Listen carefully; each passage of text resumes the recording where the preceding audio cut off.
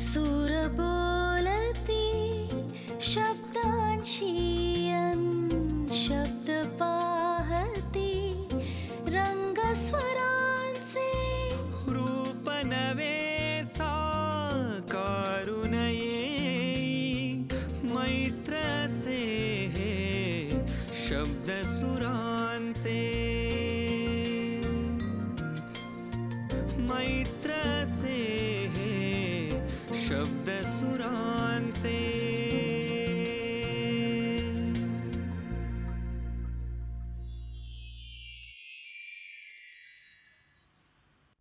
चिंतामण रघुनाथ व्यास अर्थात पंडित सी.आर. व्यास भारतीय शास्त्रीय संगीत परंपरेतलं एक फार महत्त्वाचं नाव. शास्त्रीय संगीताच्या या गर्भश्रीमंत परंपरेला असलेलं पंडित सी.आर. व्यास यांचं योगदान अनन्यसाधारण असंच आहे. 2023 आणि 24 हे वर्ष पंडित सी.आर. व्यास यांचं जन्मशताब्दी वर्ष. कलाकाराच्या संदर्भात त्याची कला जितकी महत्त्वाची असते तितकंच महत्त्वाचं असतं त्याचं कलेच्या प्रती एकनिष्ठ आणि तत्वनिष्ठ असणं. पंडित सी.आर. व्यास यांच्या ठायी ही निष्ठा पुरेपूर होती. रागाची चौकट, रागाचं स्केल याविषयीच्या त्यांच्या धारणा अत्यंत स्पष्ट होत्या. आयुष्यभर केलेल्या अभ्यासातून त्या अधिक कणखर आणि धारदार होत गेल्या. पण त्यात व्यासंग असला तरी मायेचा ओलावा होता आणि म्हणूनच हे संचित आजही लखलखीत सोनं आहे. मराठवाड्यातल्या उस्मानाबाद म्हणजे आत्ताच्या धाराशिव इथं पंडित सी.आर. व्यास यांचा जन्म झाला. संस्कृतच्या स्कॉलर्स आणि कीर्तनकारांचं हे घराणं होतं. वडील आणि आजोबांचं गाणं कानावर पडतच पंडितजी मोठे झाले. हे गाण्याचे संस्कार होते. पण आपल्या मुलांच्या औपचारिक शिक्षणासाठी अन्नत्याग करणाऱ्या द्रष्ट्या आईचेही संस्कार होतेच. या संस्कारांनी गाणं घडवलं आणि आयुष्य. मैत्र हे शब्द सुरांचे या मालिकेत पंडित सी.आर. व्यास यांच्या फक्त सुरांचा नव्हे तर या संस्कारांचाही वेध घेण्याचा प्रयत्न आम्ही करणार आहोत. आपल्यालाही काही कौशल्यातून फक्त आपल्या सुरांसाठी नव्हे तर आपल्या आयुष्यासाठी 4 भागांच्या मालिकेतला आजचा हा पहिला भाग.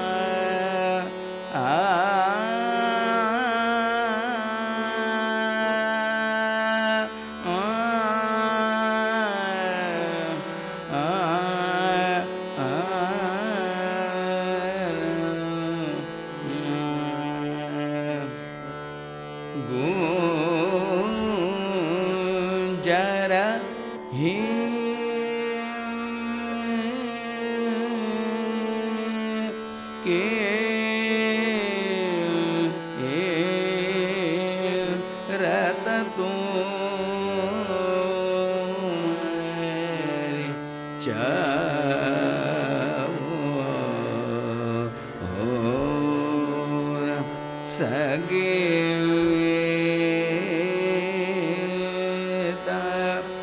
जग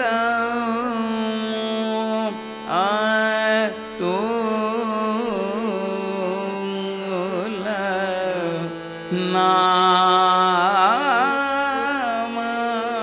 पायो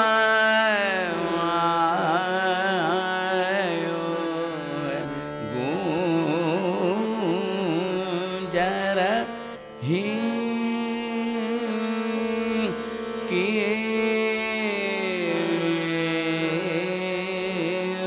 रत तू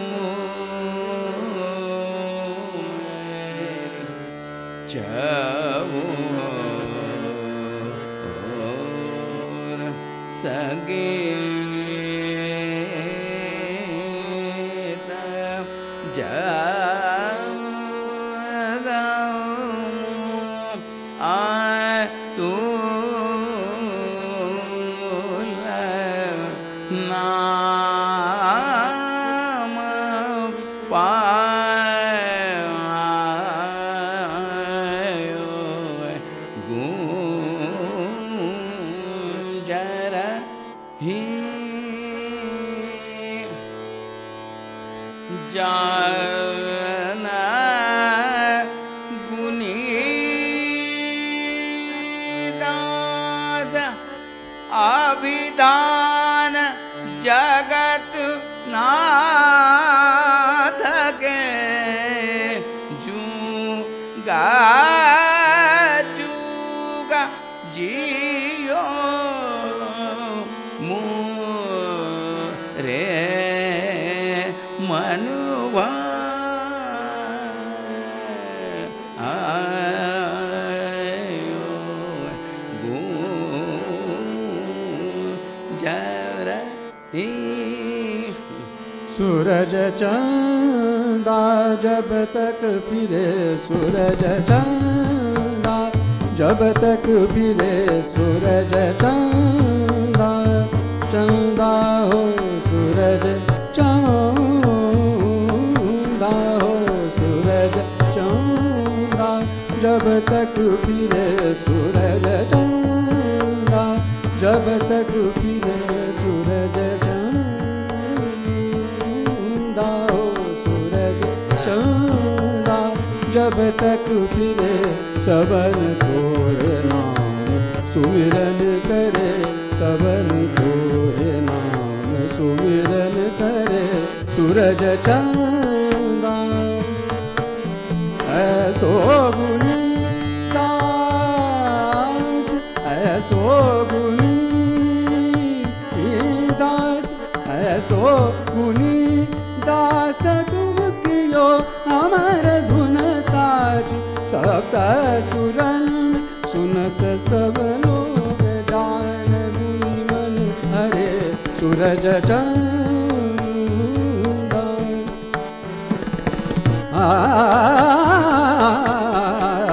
सूरज चंदा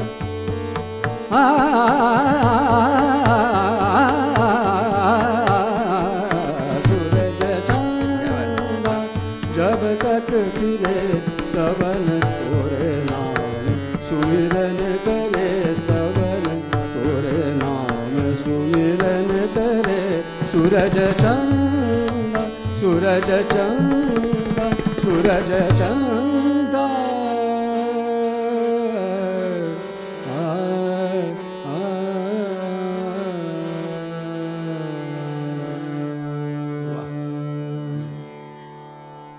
नमस्कार रसिको, मैत्र हे शब्द सुरांचे या कार्यक्रमामध्ये मी विघ्नेश जोशी तुम्हा सगळ्यांचे अगदी मनापासून स्वागत करतो. रसिको, अभिजात भारतीय शास्त्रीय संगीतातले खूप मोठं नाव म्हणजे पद्मभूषण पंडित CR व्यास. हे वर्ष पंडितजींचं जन्मशताब्दी वर्ष आहे. त्यांना अभिवादन करण्यासाठी आजचा हा आपला विशेष भाग. आज आपल्याकडे गप्पा मारण्यासाठी त्यांचे चिरंजीव आणि शिष्य सुहास व्यास आलेले आहेत. त्यांचं स्वागत करूया. सुहासजी, या मैत्र हे शब्द सुरांचे कार्यक्रमाच्या पद्मभूषण पंडित CR व्यास यांच्यावर आधारित विशेष भागामध्ये तुमचे अगदी मनापासून स्वागत करतो. धन्यवाद. आणि मी दूरदर्शनचे आभार मानतो की ह्या कार्यक्रमामध्ये मला बाबांच्या विषयी बोलायला बोलवलं आहे याच्याविषयी मला खूप आनंद आहे आणि जे काही मला माहिती आहे ते मी सांगेन आपल्याला. खरं तर ही आमच्या आनंदाची गोष्ट आहे की पंडितजींबद्दल बोलण्यासाठी तुम्ही इथे आला आहात. सुहासजी, आत्ता जी बंदिश सादर झाली ती नटभैरवीमधली ना, आणि ती म्हणजे व्यासबाबांचीच बंदिश आहे. हो, थोडंसं हो. त्या बंदिशीविषयी ऐकायला आवडेल.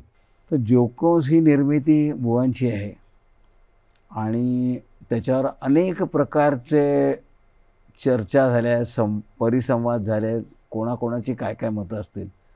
पण जोकोस हा राग म्हणजे असं सांगितलं जातं की राग केव्हा एस्टॅब्लिश होतो, तर जेव्हा तो प्रत्येक घराण्यातला आणि प्रत्येक कलाकार गातो आणि प्रेझेंट करतो.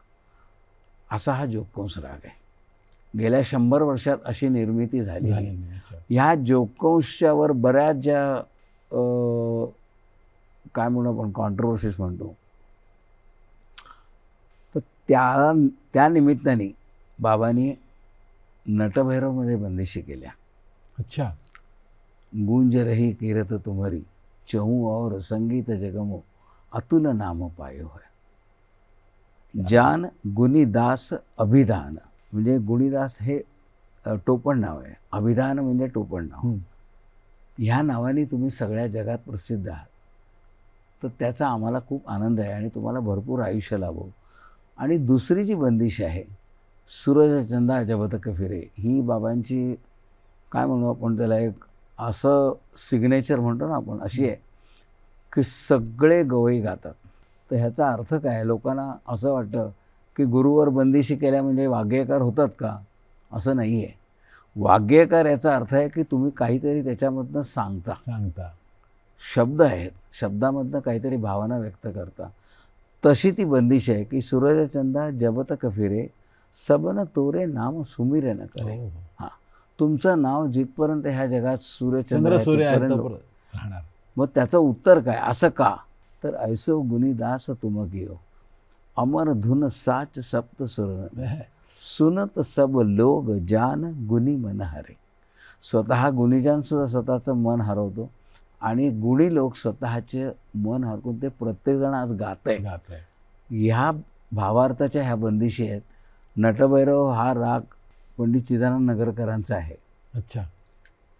आणि त्याला पहिलं नाव भैरवनाथ होतं, मग ते नटभैरव झालं आणि ते जास्त संयुक्तिक आहे, कारण नटाचं अंग आपण खाली दाखवतो आणि भैरव सगळा. मैत्र से हे शब्द सुरांचे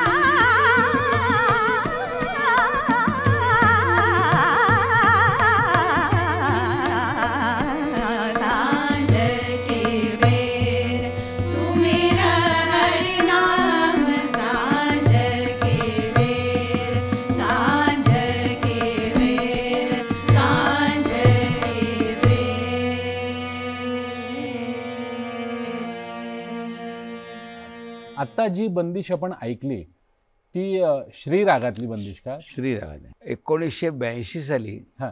बाबा अमेरिकेच्या दौऱ्यावर गेले होते, नायगारा बघायला गेले होते. अच्छा. तर नायगारा बघताना बराच वेळ ते एक विचार करत होते, संध्याकाळची वेळ होती, की निसर्गाचं हे रूप जे आहे हे किती भव्य आहे. हम्म. कायम आपण असं म्हणतो की मी अमुक केलं, मी तमुक केलं, आपल्यातला मीपणा खूप असतो. तेव्हा बाबांना अशी जाणीव झाली की निसर्गापुढे आपण यकश्चित आहोत. म्हणून त्यांनी त्याच्यामध्ये सांज की बेर सुमिर हरी नाम जो ही सबको करत भव पार. तर संध्याकाळची वेळ आहे, त्याचा द्वैतार्थ असा आहे की आपल्याही आयुष्याची संध्याकाळ सुरू झाली आहे. तेव्हा आता परमेश्वराचं नाव घ्या, कारण शेवटी परमेश्वरच तुम्हाला सगळ्या ठिकाणी हे करतो. आणि म्हणून पुढे अंतरात सांगितलं आहे, काहे धरे बिरथ अभिमान, की तुम्ही कशाचं गर्व करता. मी अमुक केलं, माझा अमुक प्रोग्राम झाला, मला अमुक लोकांनी चांगलं म्हटलं. ह्या एका पार्श्वभूमीवर ही त्यांची बंदिश झालेली आहे आणि ती अतिशय उत्कृष्ट आहे. आता ह्या सगळ्या गायल्या. बंदिशीच्या संपूर्ण रचनेवरनं तुम्हाला कळेल की त्याला एक आध्यात्मिक बैठक आहे. आणि ती आध्यात्मिक बैठक अशी आहे की बरेचसे कलाकार माझ्या वडिलांना संगीतातले संत म्हणत होते. अच्छा. हां. तर त्याचं कारण त्यांचं बिहेवियर, आमच्या घराण्याचा असलेला एक आध्यात्मिक संस्कार, हे सगळे त्यांच्या गाण्यातही दिसत होते आणि त्यांच्या वागण्यात तर होतेच होते. मूळचे म्हणजे तुम्ही आत्ता म्हणाल की आमच्या घराण्यात म्हणजे जे संस्कार झाले, व्यास कुटुंबीय हे मूळचे कुठले? अगदी फार पूर्वीचं बघायला गेलं तसं आमचं आडनाव आहे तेरकर. अच्छा. हां, पण ते नंतर आलेले आहे. हां हां हां. आमचे काही पूर्वज हे काशीहून इथे तेरला शिफ्ट झालेले आहेत. हो. अच्छा. आणि ते व्यास नाव कसं पडलं मला लक्षात नाही आहे, पण आमचं आडनाव तेरकर आहे. बरं. तेरचे असल्यामुळे तेरकर. अच्छा. तेर हे संत गोराकुंभाराचं गाव. हो, तेरढोकी वगैरे म्हणतो आपण. तेरढोकी म्हणतात हो, ते. अच्छा अच्छा अच्छा. आणि तेरला आजही आम्ही जातो, आमचं बरं. कुलदैवत आहे. हां. तर ह्या तेरगावमध्ये माझे पणजोबा संत एकनाथ महाराज, म्हणजे जे पैठणचे आहेत ते नव्हे, हां. माझ्या पणजोबांचं नाव एकनाथ महाराज बरं, होतं. बरं. ते योगी होते. अच्छा. आणि आमच्या घरामध्ये 100-125 विद्यार्थी वेद शिकायला राहत असत. बापरे. हां. काय म्हणजे कोणाकडनं काही पैसा नाही, विद्या दान होतं, प्रेम होतं. माझे आजोबा प्रवचनकार, कीर्तनकार. आमची पंढरपूरला गादी आहे. आता आम्ही कोणी त्या ह्याच्यात नाही आहोत, पण पंढरपूरला त्या काळी गादी हे सगळं होतं. त्याकडे माझे आजोबा आणि काका असेपर्यंत, पांडुरंग रघुनाथ व्यास काका असेपर्यंत काका जात असत.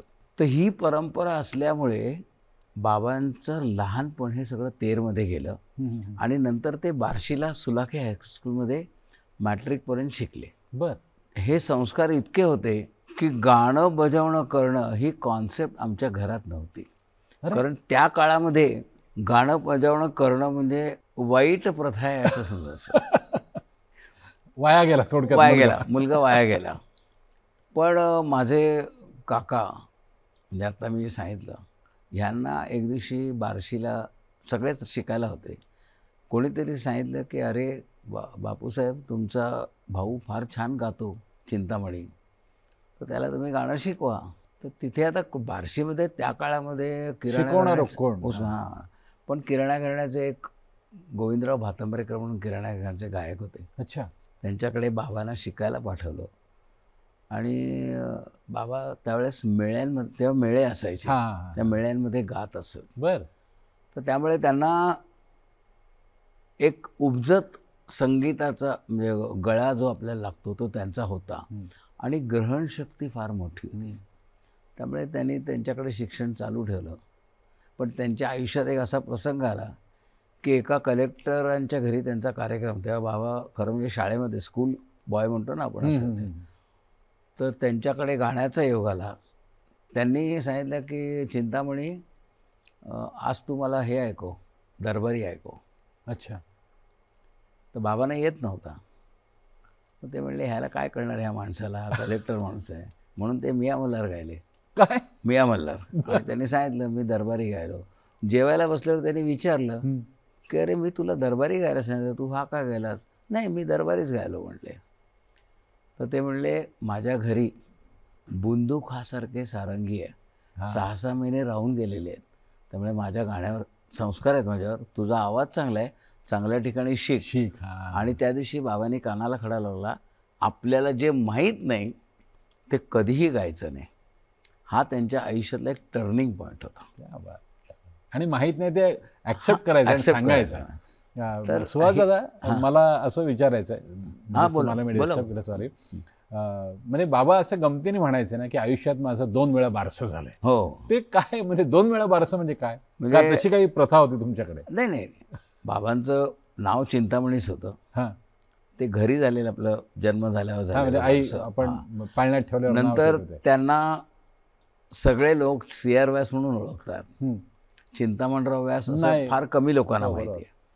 आणि तिसरी महत्त्वाची गोष्ट, जेव्हा त्यांची गाण्यातली प्रगती होत गेली आणि जेव्हा ते रचनाकार म्हणून किंवा वाग्यकार म्हणून जेव्हा ते प्रसिद्धीला यायला लागले, तेव्हा एकदा अशी गोष्ट झाली, त्यांची एक बंदिश बागेश्रीमधली ना डारो रंग मोपे, अच्छा, ह्या माणिकताई वर्मा आहेत, त्या रेडिओवर गायल्या नॅशनल प्रोग्रामला. अच्छा. हां. आणि ते आमच्या जगन्नाथ बुवांनी ऐकलं. तर बुवा फार गुणग्राही होते, त्यांना ती बंदिश आवडली. मग ते कधी थांबत नसत. ते गेले माणिकबाईंच्या घरी दुसऱ्या दिवशी आणि तुझा गाणं चांगलं झालं वगैरे सांगितलं आणि म्हणले तू कोणाची बंदिश आहे नाडा रंग मोपे? तर त्या म्हणल्या मला माहीत नाही, मला वसंतराव कुलकर्णींनी सांगितली आहे. काही बोलले नाहीत ते गेले वसंतरावांकडे. अच्छा. आणि वसंतराव म्हणले ही बंदिश कोणाची आहे? ते म्हणले अहो ही आपल्या व्यासांची बंदिश आहे. अच्छा, व्यास बंदिश करतात? तर ते म्हणले हो, मी क्लासमध्ये माझ्या बऱ्याच शिकवतो म्हणले बंदिशी. मग आता ते बुवांना थोडंसं ते की हे बंदिश करतात मला माहीत नाही. मग ते काही बोलले नाहीत. बुधवारी बाबांचा वार असायचा, जायचं शिकवण्याकरता.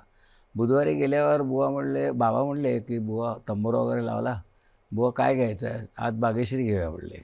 आणि त्यांनी ह्या बंदिशीचा मुखडा घेतला. अच्छा. मग बाबांच्या लक्षात आलं काहीतरी गडबड आहे.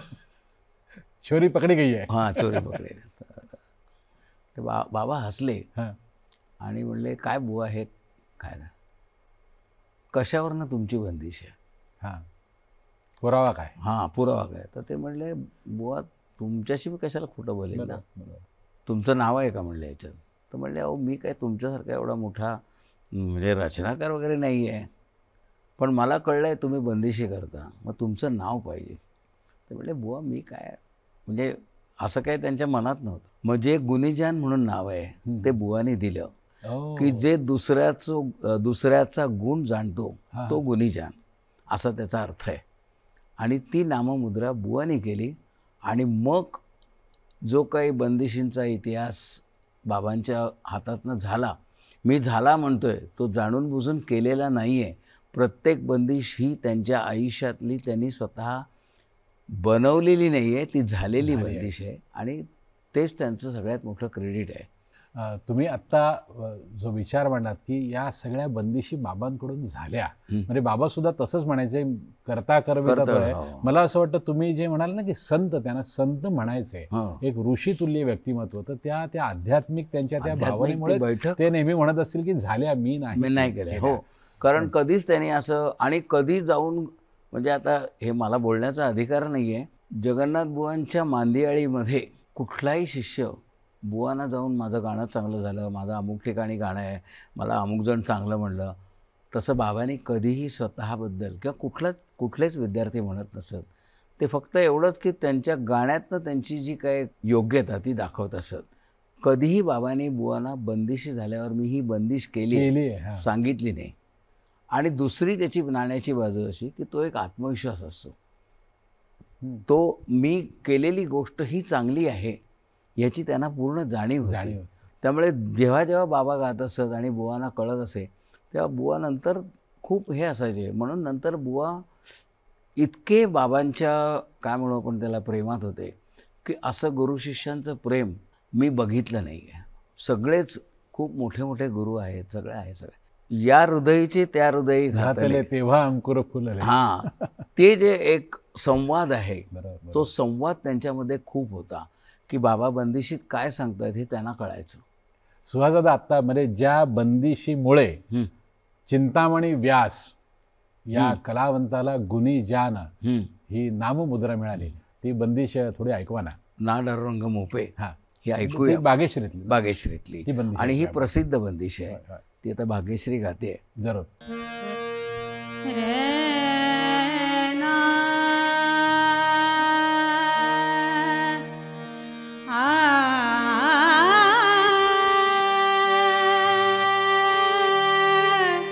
ना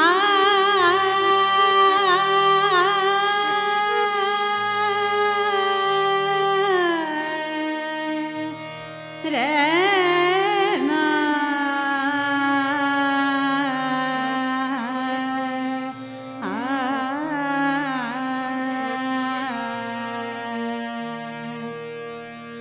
ना डारो रंग मोपे ना डारो रंग मोपे ना डारो रंग मोपे ना डारो रंग मोपे ना डारो रंग मोपे ना डारो रंग मोपे तंग बसन अंग अंग तंग बसन अंग अंग प्रगट होत ब्रिजवासी देखत सब रंग मोपे ना डारो रंग ना डारो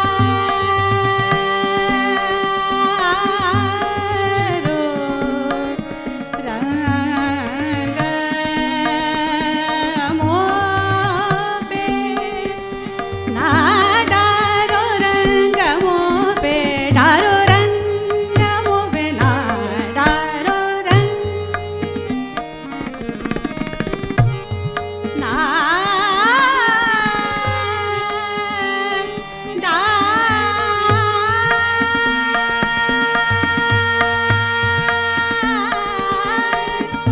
कैसे न तो इलाज आवे कैसे न तो इलाज आवे कैसे न तो इलाज आवे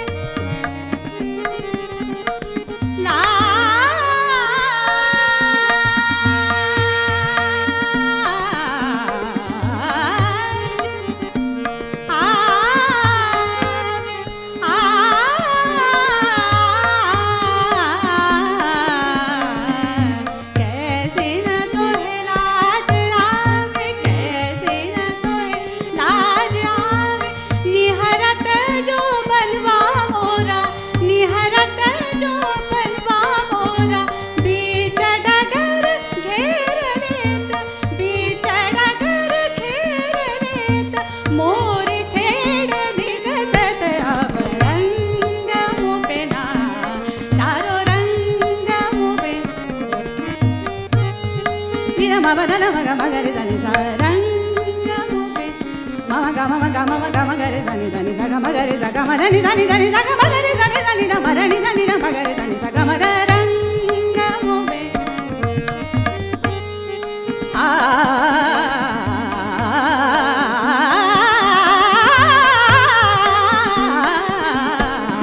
रंग मोपे ना डारो रंग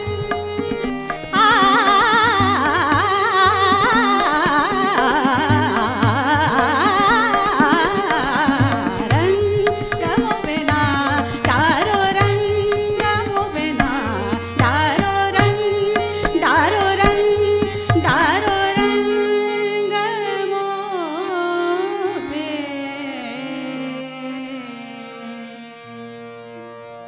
मैत्र से हे शब्द सुरांचे.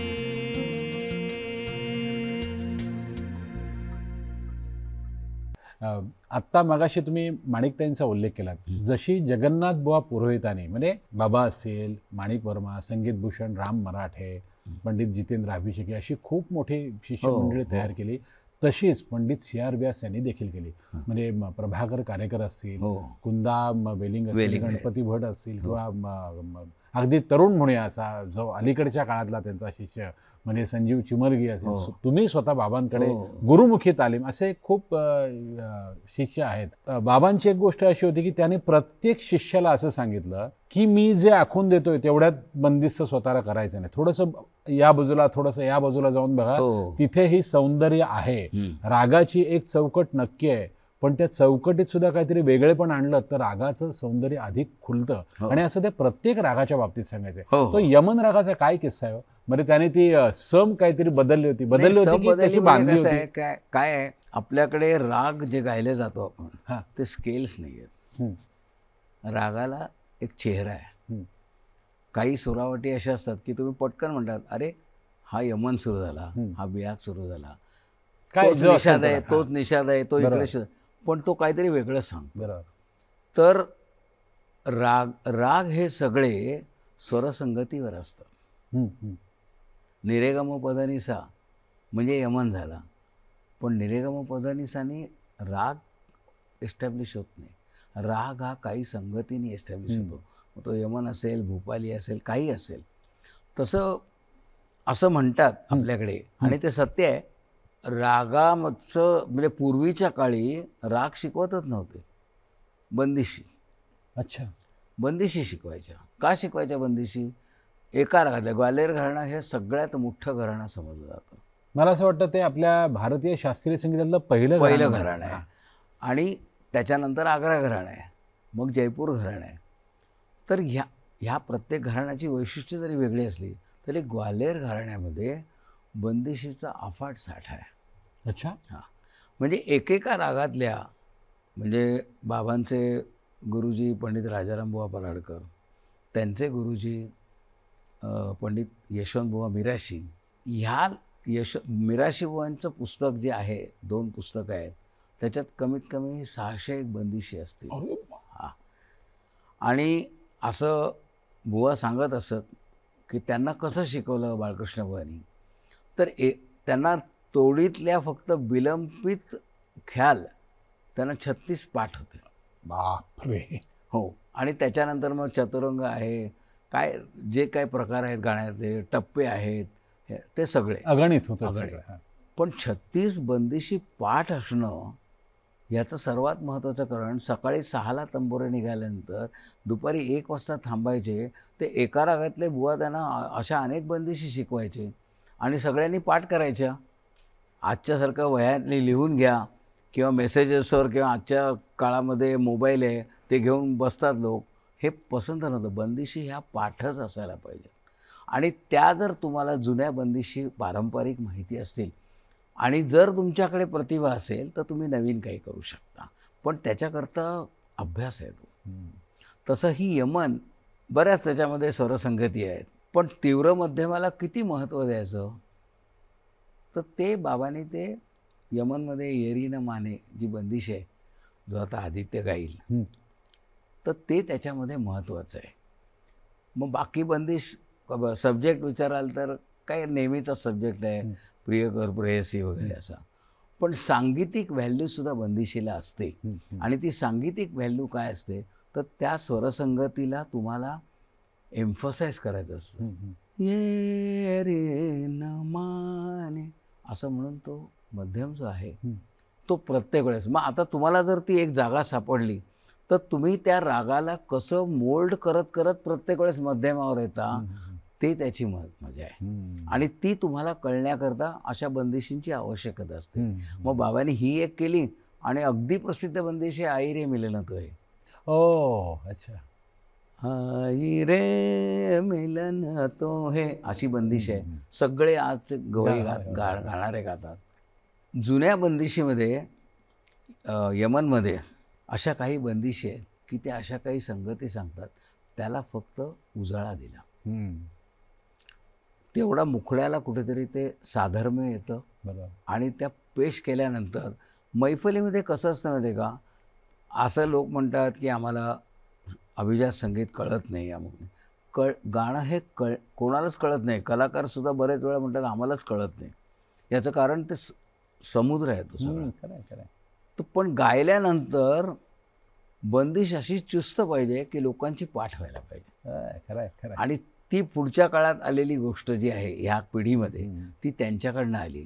त्यामुळे मग अशा बंदिशी बऱ्याच वेळा बाबांच्या यमनमध्ये 4 बंदिशी आहेत किंवा भूपालीमध्ये 4 बंदिशी आहेत, त्यांच्या रागेश्रीमध्ये 4 बंदिशी आहेत. प्रत्येक बंदिश काही ना काहीतरी तुम्हाला सांगून जाते. त्याची सांगीतिक व्हॅल्यू, त्याची शाब्दिक काय व्हॅल्यू असेल ती. आणि असे जे जे मोठे मोठे रचनाकार आहेत त्यांनी ते काम केलेलं आहे. तरी पण अजून असं वाटतं अरे ह्याच्यात कोणाला तरी नवीन सापडू शकतो. म्हणजे बंदिश याचा महत्त्वाचा अर्थ असा आहे की बंदिस्तपणा किंवा बंधनात राहून मुक्त राहणे. अरे वा वा, क्या बात आहे. बंधनात राहून मुक्त राहणं म्हणजे मी राग म्हणजे स्वैराचार नाही, वाटेल त्या सुरगाचे. मग आपले फिल्मवाले लोक तर आपल्यापेक्षा हुशार आहेत, काय अप्रतिम गाणी करतात ते, पण तिथे बंधन नाही आहे. पण इथे बंधन आहे. आणि त्या सौंदर्य तुम्हाला सापडलं पाहिजे. ते सौंदर्य सापडण्याचं काम बंदिशीच्या माध्यमातून येतं. आणि म्हणून बंदिशी शिकणं हा पूर्वीचा हे होता. आज थोडंसं कारण बदललं आहे पण आहे. म्हणजे अजूनही आमच्याकडे अभिजात संगीतामध्ये बंदिशीला महत्त्व आहे, शब्दाला महत्त्व आहे.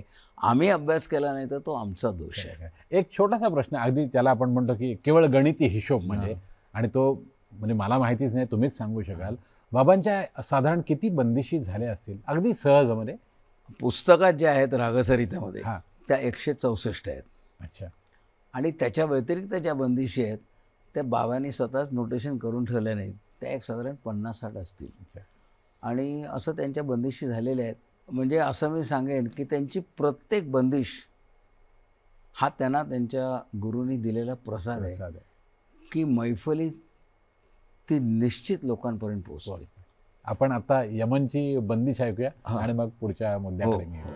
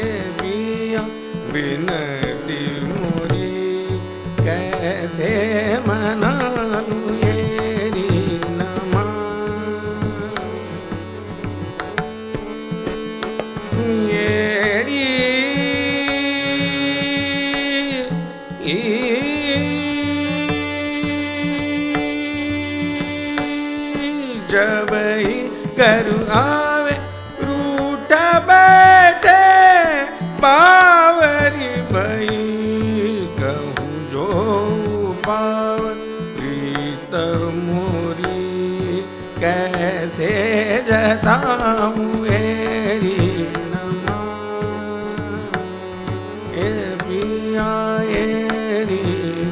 मानिए न मानिए मानिए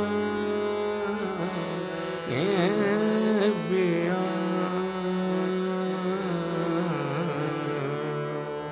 वाह, काय छान बंदिश आहे हो. हो म्हणजे ही खरंच पाठ करण्यासारखी अशी गुणगुणाविषयी वाटते अशी ही बंदिश आहे. आणि त्या तीव्र मध्यमाचं एक ते काय म्हणतो आपण वेगळेपण आहे. हो मैत्र से हे शब्द सुरांचे.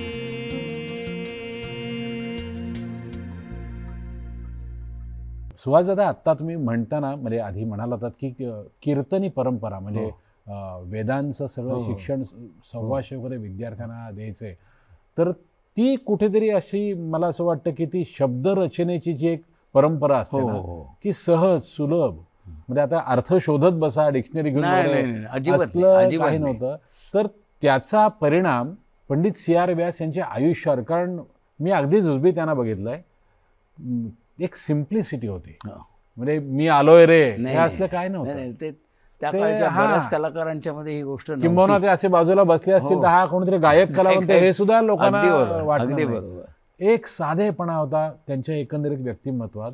आणि ह्या सगळ्या याचा त्यांच्या सांगीतिक आयुष्यावर काही परिणाम झाला का या साधेपणाचा? म्हणजे गाणं उगाच क्लिष्ट करून ठेवलंय. मी एका वाक्यात सांगू शकतो, कलेवर जगणारे लोक वेगळे असतात, कलेकरता जगणारे लोक वेगळे असतात. क्या बात आहे, क्या बात आहे.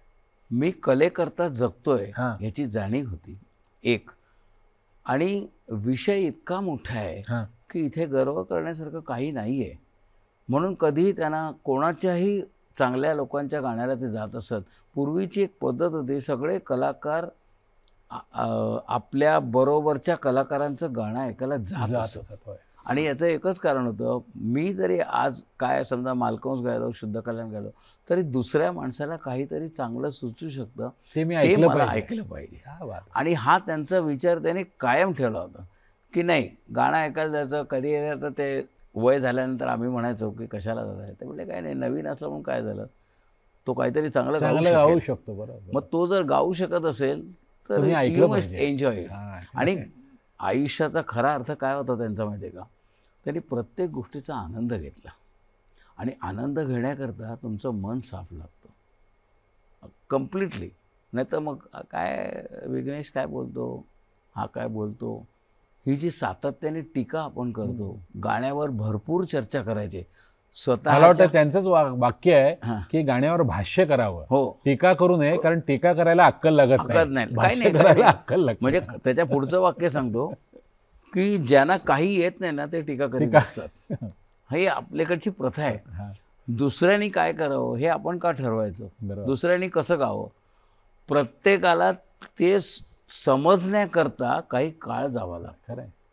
आज नवीन मुलांना सांगितलं अरे तुला असं कसं नाही कळत, कठीण आहे. मलाच जर कळायला 25 वर्ष लागली तर मग त्याला किती वेळ लागणार ना. मग तुम्ही त्याला काय शिकवणार? तुम्ही शिकवणं म्हणजे शिकणं आहे. खरं आहे, खरं आहे. कारण मला एक जाता जाता गोष्ट सांगतो. बाबा 10 जानेवारीला 3 जानेवारीला इथे एक प्रोग्राम होता, तिथे ते चीफ गेस्ट होते. ते रात्री आले आणि 11:15 वाजता मला फोन आला. मी झोपलो होतो ॲक्च्युली. त्यांचा फोन आला. म्हटलं बाबाने आत्ता का फोन केला? पण ते सांगत होते की मी असं असं गाण्याला गेलो होतो, खूप चांगलं झालं. आणि बोलता बोलता ते एक वाक्य बोलून गेले की तू आता शिकवायला सुरुवात कर.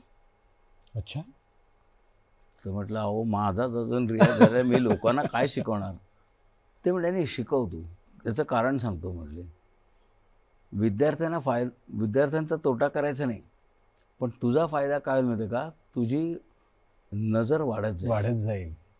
व्यापक होते आपले. तर हा म्हणले. मी म्हटलं अहो पण म्हणजे आपल्याला कोणाला तरी मी सांगतोय, ते सांगताना I have to be perfect, I can't just. ते म्हणले नाही म्हणूनच तुला सांगितलं. आणि माहीत नाही मला नियती काय असते ती. बरोबर 8 दिवसांनी बाबा गेले. माझी त्याच्यानंतर बाबांची भेट पण झाली नाही. ते कलकत्त्याला गेले. आणि माहीत नाही मला त्याच वर्षी, ही 2002 सालची गोष्ट आहे, ही आत्ता जी शर्वरी बसली होती ही पहिल्यांदा माझ्याकडे शिकायला आली. ती आली होती तेव्हा 13 वर्षाची होती, पण ती शिकायला आली. आणि माझं गोविंदराव पटवर्धनांचे जावई आहेत किरण साठे म्हणून, कालिंदीचे मिस्टर. कालिंदी ताईंचे मिस्टर. हां. तेव्हा मी अमेरिकेला गेलो होतो. हां. He is my first student. अच्छा. क्या बात. पण त्याचा मला काय फायदा झाला बाबांनी सांगितलेल्याचा, की मी नंतर विचार करायला लागलो की मला आज ह्याला ही बंदिश शिकवायची आहे. मग ते ना मला पाठ ते एकदा करायला करून बघितलं पाहिजे. पाहिजे सगळं. आणि हा फायदा मला इतका झाला की बाबांनी मला असं वाटतं की त्यांना कळलं होतं का की ते जाणार आहेत असं वगैरे. पण शिकवणं आणि तो त्यांचा एक स्थायी भाव होता. मला जे माहिती आहे ते लोकांना सांगितलं पाहिजे, मग ते कशाही माध्यमातून असेल. आणि कलाकाराची वृत्ती पाहिजे होती. कलाकार, मी मगातपासून तुम्हाला जे एम्फसाईज करतो आहे, कलाकार हा सौंदर्य त्याला कळलंच पाहिजे. सौंदर्याची जी व्याख्या आहे ती फार वेगळी आहे. मी कुठल्या दृष्टिकोनातनं कोणाकडे बघतो. तुम्हाला आश्चर्य वाटेल, गुलाम अली जे आपले गझल गाणारे, त्यांची कुठली ती चुपके चुपके, हे बाबा फार सुंदर म्हणत असत. अरे वा. हो, ते म्हणायचे बघ ह्याच्यात काय जागा इतक्या सुंदर टाकल्यात. यात ही गंमत आहे. हां, तर ते कसं आहे, ते कलाकाराची वृत्ती असते.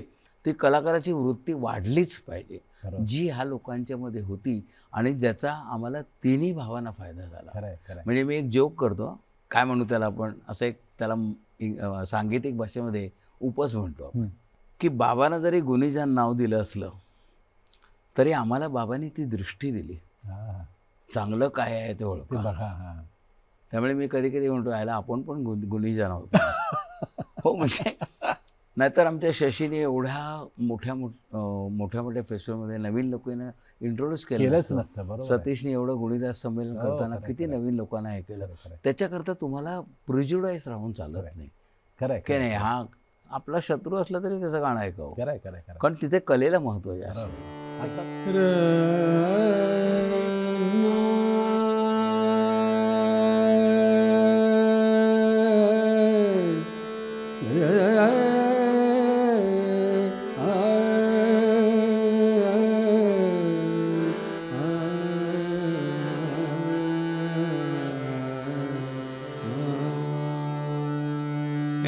आई रे आई तोरे मिलन को है, आई रे आई तोरे मिलन को है, आई रे आई तोरे मिलन को जुगन जुग बीत दरस के प्यार. आई रे आई तोरे मिलन को जुगन जुग बीत दरस की प्यास है. आई रे आई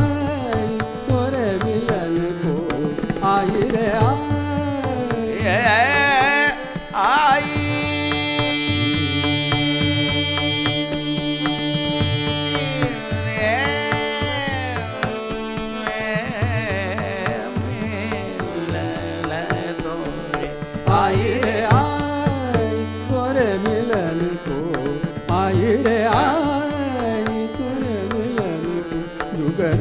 पुन्हा भेटूया पुढच्या रविवारी मैत्र हे शब्द सुरांचे या कार्यक्रमाच्या पुढच्या भागात. तोपर्यंत नमस्कार. शबरी बाई ती राम अवतार, शबरी बाई ती राम अवतार, अबाऊ बनी राधा कृष्ण की दास, जुगन जुग बीत दरस की प्यासी है. आई रे आई तोरे मिलन को, आई रे आई